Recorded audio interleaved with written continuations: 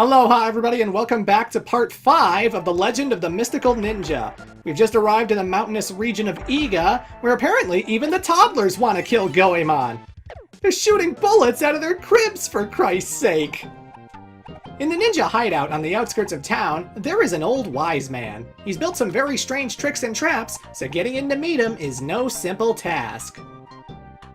Well, maybe I would suggest that the old wise man pick up some wind chimes, hang them above the door, so that when he actually has some friendly neighbors that he likes, you know, they'll open the door, he'll hear the noise, and then he can greet them like a normal person. But then again, we wouldn't have a stage now, would we? And I guess I can kind of understand why the old wise man would have a death trap ninja castle. After all, look at all the customers that I'm running into right now. I got the crazy lumberjack mountaineers with their fake eye patches because they have both of their eyes still. I got the fake adults pretending to be parents who have fake babies who are shooting bullets everywhere. Maybe I understand why he doesn't want visitors in Iga. I don't know. It just seems like a pretty shitty place. Either way, I just got myself the sweet. It's a nice looking sweet. It's a very sweet sweet, if I do say so myself. I needed to restore my health for the upcoming judo gym, so you know. Anyway, this sign, it's hiding an object that'll give you $100 in case you're looking for easy money. Again, I think these are all Konami references. Like, I recognize Kid Dracula from the first stage. I think this is supposed to be like Twin B or Paradius or something, but I don't have an encyclopedic knowledge of Konami. I don't know what it is. I'm just guessing as to what it is. I'm sure someone in the comments already told me what it is before the video even uploaded. You're all so eager to tell me what the hell it is. And I don't know if you heard that car outside, but someone revved their engine really fucking loud. Jesus Christ. Either way, I am now getting ability number 3, which makes Goemon do the jump rope, so that's pretty fun. And I would say ability number 3 is the best skill in regards to platforming, because you don't really have to platform as soon as you unlock this ability. But again, keep in mind, you can only use it in the zone that you get it, so that's one draw of the whole, you know, judo system in the first Mystical Ninja. This is like the 5th game in the series. It's the first in North America. That's what I mean. Also, I should recommend that when you go to a judo gym to learn these abilities, you have to go in with full health. You'll notice I didn't really take any damage today. I just got out of the hotel and I'm missing half of my health. That's because the gym, the exercises, actually drain your health. So if you go in with like only 2 units of HP, I love that you can hit these guys underneath the trees. That's something I discovered way later as a kid, and it was so awesome to find out. But if you go into the judo gym with like 2 HP, you can't learn any abilities. You won't have the regimen to do it, you know? Like the judo guy will just tell you, no, you can't learn these abilities until you have more health. So just make sure when you go to learn these abilities that you have the health necessary. It might require going to the restaurant a few times or going to the hotels or whatever you have in the area, so you know. Either way, folks, here we are in the ninja castle. We got a lot of mechanical puppet men trying to attack us, and boom! This is ability number 3. I don a cape, I become a superhero, and for a short period of time, I can fly around and just completely ignore all of the platforming and just glide to my heart's content. Now you'll see when you're running out of the ability from the red bar that's underneath your money, where your sandals and pizza is. And that's how you'll know how much energy you have for the ability, but if you've ever played co-op with The Legend of the Mystical Ninja, you'll also recognize the superhero thing, because when someone drops into a pit and dies, you know, if your friend is still alive and you have an extra life, you know, you'll come back with your cape. You'll come back in superhero mode so that you can fly for a short period of time to get you back into the action whenever you die in co-op. So yeah, it's just, you know, with the judo gym, you can unlock the ability to use that whenever you want, and it could really help with this section right here. I wouldn't have to do this platforming. I could just fly up all the way to the top. Now this is one way to get to the old wise man, but alternatively, there is another route. So I'm going to use Ibisumaru here to demonstrate, but if you look down there, The floor isn't even there. There's a big hole there. Did you notice? Did you pay attention to the background? Well, the first time I come up to this crate, up to the first rope, I jump to the left, I dry hump the ground. Oh yeah, oh yeah, oh yeah, oh yeah, oh yeah. Sorry. And yes, there is an alternate route underneath the floorboards where you can go on these spinny contraptions, and it's actually a little bit hard to go through here. Like, I guess it's quicker and shorter than the route I was on before, but still, it is pretty treacherous with the spikes and the ninja men throwing their shurikens at you and stuff, and it's just like, ah. Also, that hitbox is really, really, really generous. Jesus. But yeah, ability number 1 you just saw. You just saw Ibisumaru ride a cow. We're going to be seeing the other animal ability later in this very part. And you also just saw him fly with the fans in his hands. That is his superhero / ability number 3. And yeah, that's how Ibisumaru gets to where I am right now. And that's the alternate route. And some of you might not have even known that was even a thing. Well, guess what? I do, and I showed it off for you. So, yeah. These guys aren't very bright. If you just stand there, they just literally dive and land right in front of you. So they come up to you, they take the lunge to like stab you with their needles, and then they don't even make it. They don't even make it all the way, and they just completely botch it, and it's like, oh man. These are all mechanical beings. These are all puppets that were built by the old wise man, and I think he needs to tinker with their AI. I'm just saying, I think he needs to tinker with their AI. Because they're not very bright. Not very bright at all. Not very bright.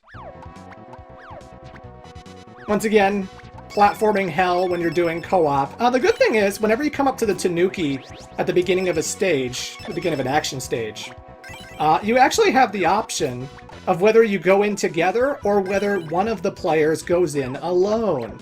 So, if I'm player 2, I'm Ibisumaru, I can suggest that I go in alone while the Goemon player hangs back and lets me do this stage, so that people who are skilled at this game, people who are very good at the platforming, can handle all of this by their lonesome, and then they can drop in whenever they want. When I get to the boss, and I want, you know, an extra backup to help me with that particular boss fight, then I can just tell them to drop in, press A to join, and they can immediately drop in wherever I am. It doesn't reset the level at all. So, you know, the co-op is drop-in gameplay. At any point, a second player could jump in right now and have fun dodging all of these tea ladies who are spilling all their tea. And I'm sorry, I know they're just doing their jobs, but the tea hurts, okay? The tea hurts. It's got glass porcelain cups that get in your eyes, and the tea is scalding hot, and I'm sorry. Anyway, folks, we're at the boss fight. They send a whole bunch of mechanical mooks at you. They're easy enough to kill by their lonesome, but at the very end, we're going to be taking on Sasuke. Sasuke is another major character in the Mystical Ninja series, the Ganbare Goemon series, and he's pretty challenging, if only because he constantly runs towards where you are. He's always jumping up and down, which can... You get so much contact damage from this guy just from, like, trying to avoid him. And he sends out all of these kunais in a whole bunch of different directions, which are really easy to get hit by as well. Very challenging. I like to throw my money at him, because that way I have a lot of range and distance, and I can, you know, not worry about getting so close to him. I use my money for Sasuke. Go to Dragon Pond in the land of Izumo. The white mirror will show you the way. That's right! It's my latest invention! I'll send you to Izumo instantly in my miracle transport machine! Ah, thanks, old wise man, thanks.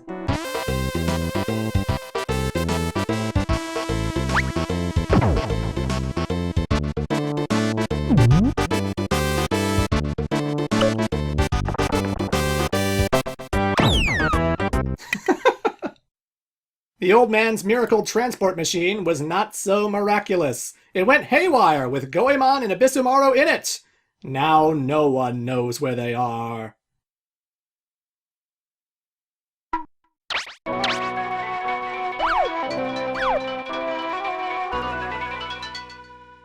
I think they're on Tengu Mountain.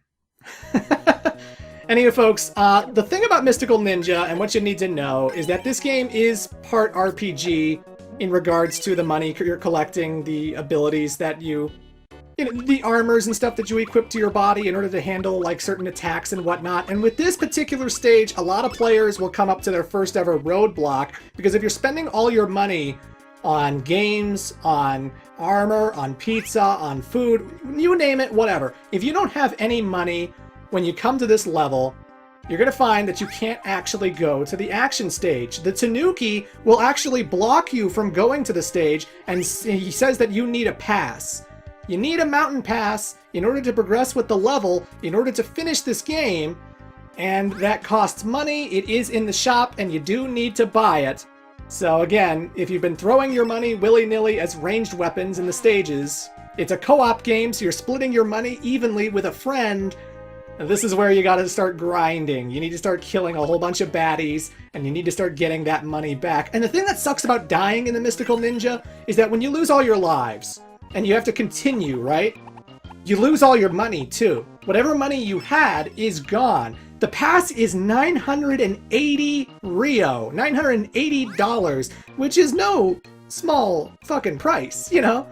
That is nothing to sneeze at. That is a pretty hefty fee in order to finish this level. So, like, every time you kill an enemy, there's a good chance they'll drop 10 Rio, but, you know, that's 10 Rio out of 980 that you need to finish the game, so good lord. And this isn't the only level that does this, by the way. The second last level in the game, Ryukyu, that also makes it so that you have to buy an item before you can finish the game. So, I love Mystical Ninja, it's fantastic, I love it to death, but even the N64 game and this one, you do need to save up your money for important items later down the line. So it's wise to get armor, it's wise to get food, it's wise to use them as ranged weapons like I did with Sasuke, but still, you need it. You need your cash, you need your money, and I love money. Who doesn't love money? I wouldn't be on YouTube if I weren't making money. I don't care about any of you. Hey, sorry. I don't know where that came from. There was a lie. I love you all. Especially you watching this right now. I love you most of all. It's true. It's so true. But yeah, you got the typical enemies. I never talked about that guy. Okay, the guy in the blue jumpsuit who seems to throw like a can or something at you. In the North American localization, in the instruction manual for The Legend of the Mystical Ninja, he is referred to as Tanaka You Out. The guy in the blue jumpsuit who shoots cans at people is Tanaka You Out. It's something else. It's something else. At least the people who wrote the script for this game had a good sense of humor, let me tell you. When did you arrive? At 5? That was a good one! Okay, Tanner, whatever. I'm so sorry if he's watching. But, yeah. So I got my mountain pass. I can actually go to the action stage, but look at this! A secret exit! Ooh. Now, a lot of these items are hidden behind a whole bunch of rocks, and you need to jump over those rocks. And you might think that, like, oh, big deal. Now you're jumping over them, no problem. That's not hard. There's no bottomless pits or anything. But you need to know this. Your distance when you jump gets extended when you have sandals. So I have 3 sandals, which gives me the top speed. It allows me to jump the farthest I can. So if you see like an item, like $100, a $100 purse, hiding behind 3 rocks, and you want to jump over and grab it, if you don't have 3 sandals, you can't do that. And then you don't get the money, and then you have to go back to a shop and buy more sandals. So it's important to know that sandals not only make you move fast, but for those secret tunnels, those secret pathways, they also let you jump far. So yeah, always good to know. Always have sandals. It makes the game go by quick, makes you jump farther, which is really helpful. Especially with the Ryukyu stage, when there's a whole bunch of tunnels in that stage that will help you buy the special item really, really quickly. But we'll see that when we get to that, you know. Nice to meet you! Thanks! Don't you love NPC dialogue? I'm instantly reminded of the guy in Final Fantasy I who just says, I'm a farmer! Good to know, buddy. Good to know. So helpful. I'm glad you told me this very helpful piece of information. My health bar keeps growing! Again, every time you find a golden lucky cat, a golden fortune cat, your health bar extends for this zone. When you go to the next zone, your health bar goes back to the way it was. But I'm getting beefy when it comes to health. I'm getting beefy. Beefy. Oh, look, the fortune teller! Haven't seen you in a while. Fuck you. How dare you say nothing special will happen to me in the first stage? How dare you, old man? I'm not even gonna give you the satisfaction of collecting my money. Prick. You Donahue-looking motherfucker. That's showing my age. That's showing how old I am, that I'm referencing Donahue. Christ.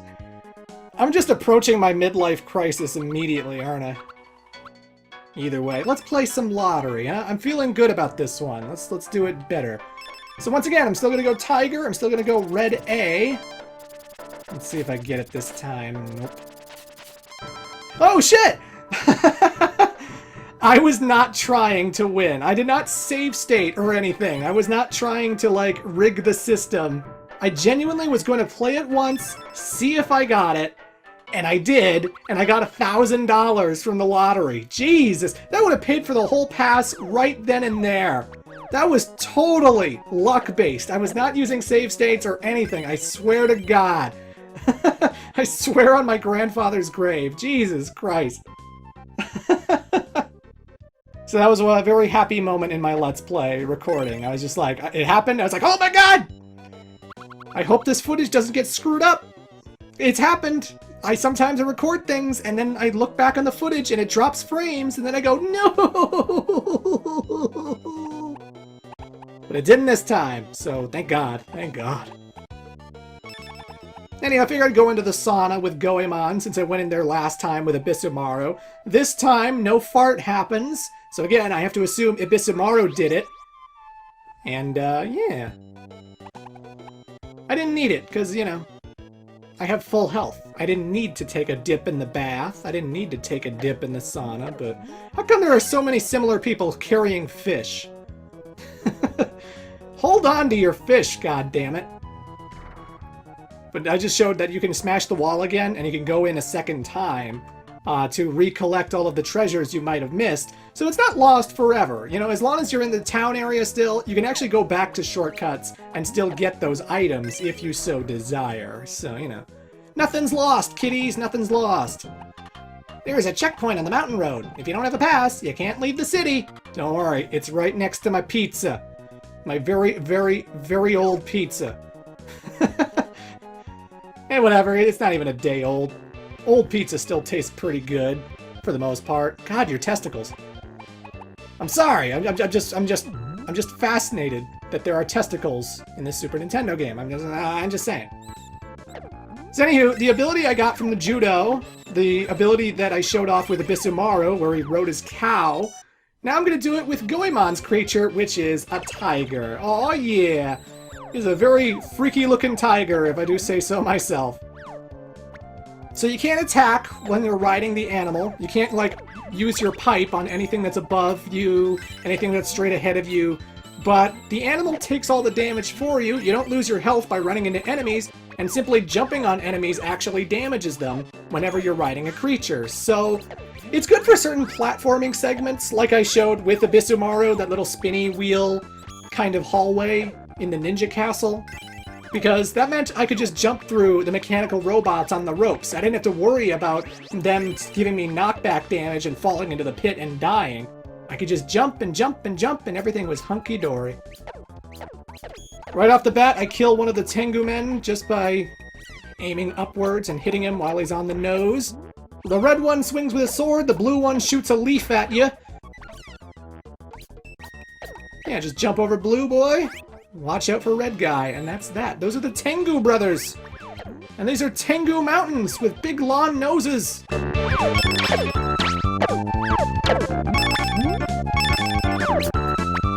These birds are assholes. I hate these birds.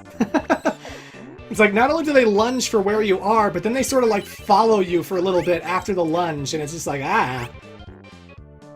Luckily, nothing I can't handle. Nothing I can't handle. So we got a little bit of a 2D trickery going on here.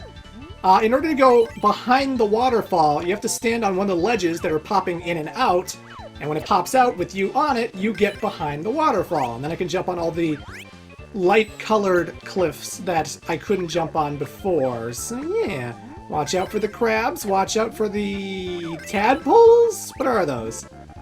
I'm not sure. I didn't want the yo-yo. I know it's got range, but it swings a lot less frequently, and I didn't want that. But either way, boss time! This is one of the more challenging bosses in the game to a lot of people, and I'm going to try and take him on as best as I can. So he shoots out a whole bunch of petals out of his box. You can actually attack the petals in case there's like nowhere to go.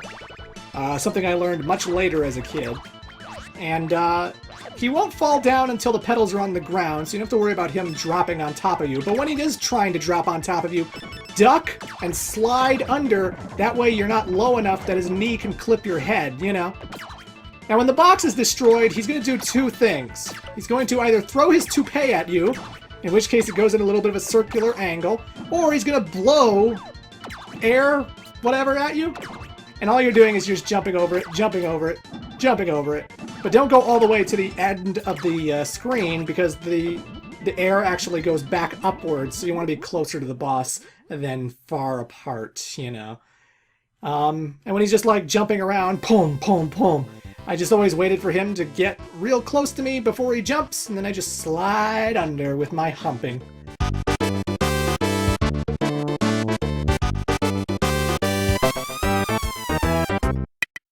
Oh god! What a diversion! Goemon and Abyssumaru took the long way around to get to Dragon Pond to find the White Mirror. What in the world is a White Mirror? They've almost reached Izumo. I think Abyssumaru ate the balloon from Super Mario World. Anyway, folks, come back next time as we go to Izumo to find out where Princess Yuki is. Till then.